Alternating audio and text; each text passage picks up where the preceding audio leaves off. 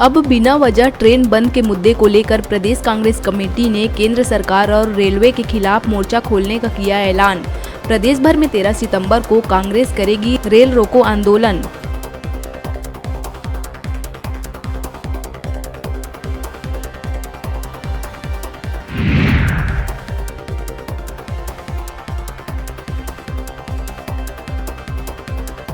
शैक्षणिक सत्र 2023-24 के लिए 153 निजी स्कूलों ने मान्यता के लिए किया था आवेदन, जिसमें रायपुर के 4 स्कूल, बिलासपुर के 2, राजनांदगांव के 1, कोंडागांव के 2 और कोरिया से 2 स्कूलों को नहीं मिली मान्यता।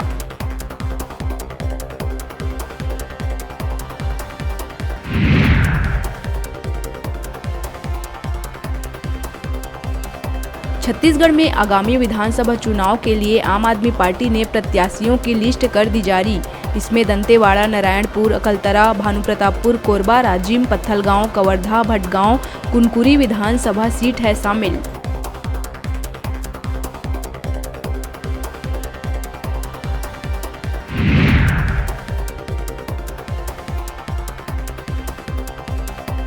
छत्तीसगढ़ हाईकोर्ट के रजिस्ट्रार जनरल ने बिलासपुर के जिला एवं सत्र न्यायाधीश, बलरामपुर के फैमिली कोर्ट के जज, रायपुर के सीजेएम सहित अन्य सिविल जजों का तबादला आदेश किया जारी। रामशंकर प्रसाद बनाए गए बिलासपुर के नए जिला एवं सत्र न्यायाधीश।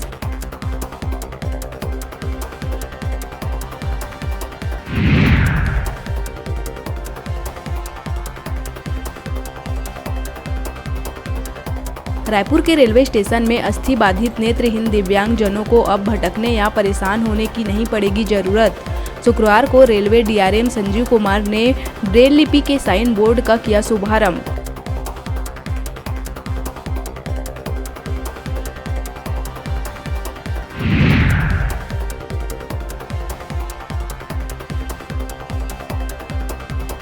राजधानी के गुड़ियारी में गुरुवार को जन्माष्टमी के अवसर पर फोड़ी गई 5.5 लाख रुपए की इनामी वाली मटकी।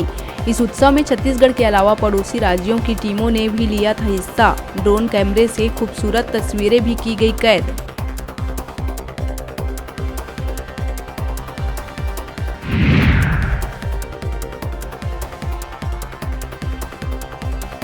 बलौदाबाजार आबकारी विभाग की टीम ने ग्राम सुंदरी, थाना पलारी के घर पर मारा छापा। बाड़ी में छुपा कर रखे 5 बोरी अवैध शराब के साथ आरोपी ओम प्रकाश सायतोड़े को किया गिरफ्तार। जब्त शराब की कीमत बताई जा रही है 80,000 रुपए।